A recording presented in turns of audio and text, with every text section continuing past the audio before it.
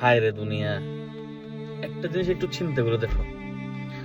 তুমি যে রাজনীতি করতেছো, যে নেতার পিছনে ঘুরতেছো, আজকে যদি তোমার হাত চলে যায়, পা চলে যায়, তোমার রাস্তার মধ্যে কেউ গুলি করে ফেলাই যায়, তোমার ফ্যামিলির দায়ভার কে নেব?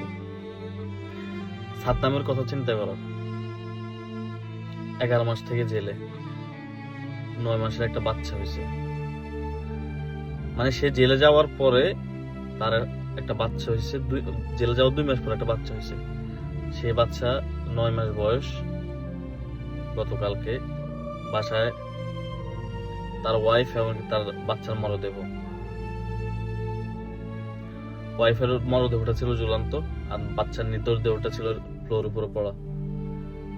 তার একটা বার এই লাস্টে একটা বার নসিব হয় নাই তাদেরকে জড়াই ধরে কান্না করার,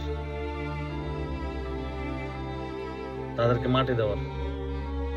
আমি কোনো দল মত নির্বিশেষে কিছু বুঝাইতেছি না, শুধু এতটুকু বুঝেছি একটা সাধারণ মানুষ, সে এত বড় কোনো নেতা না, সাধারণ একটা মানুষ, সাধারণ একজন নেতা।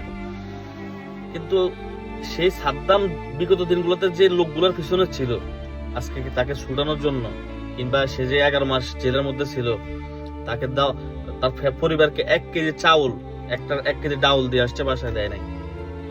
তাহলে কেন আপনি এরকম লোকের পিছনে ঘুরবেন ভাই?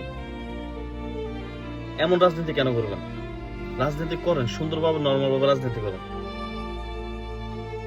এমন রাজনীতি করে মনে করেন যে রাজনীতির কারণে আপনার ফ্যামিলি, আপনার পরিবার সেফ নাই, আপনার কিছু হয়ে গেলে তারা চলার মতো ক্ষমতা নেই ভাই। 500 টাকা আসলে ওই যে একটা মানুষ বলছিল না যে চমুসা আর একটা পেপসি ডিউ 7 আপের পাগল আমরা, অন্য কিছু না। 500 টাকার জন্য আমাদেরকে দিয়ে মানুষ অনেক কিছু করাতে পারে, কিন্তু সেই 500 টাকার কারণে হয়তো অনেক মানুষ সারা জীবনের জন্য চলে যেতে হয়। তো বি কেয়ারফুল ভাই, দেশের মানুষেরা যারা বর্তমান রাজনীতি করতেছেন, বিএনপি, জামাত, শিবির, আমাদের তো বর্তমানে নাই, সবাই সেভাবে রাজনীতি করেন। কারো ক্ষতি করেন যে পরবর্তী দিনগুলোতে আপনার পরিবার কষ্ট করতে হবে, আপনার ফ্যামিলি কষ্ট করতে হবে, ঠিক আছে? কারণ একটা নারী সর্বকিছু ছেড়ে আপনার কাছে আসে, বিয়ে করে তার দায়ভারের জন্য, আর আপনার রাজনীতি করে মনে করেন যে তার জীবন নষ্ট করে দিয়েছেন, লাভ কি? বাচ্চার জীবনটা নষ্ট করে দিয়েছেন, লাভ কি?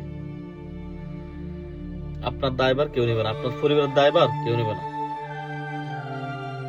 এই যে দেখেন হাদি মরে গেছে, কি করছে?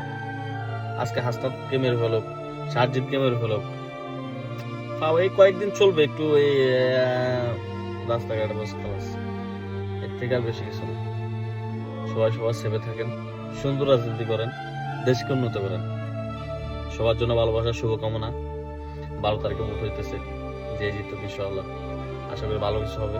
দোয়া ভালোবাসা রইল। আল্লাহ হাফেজ, আসসালামু আলাইকুম।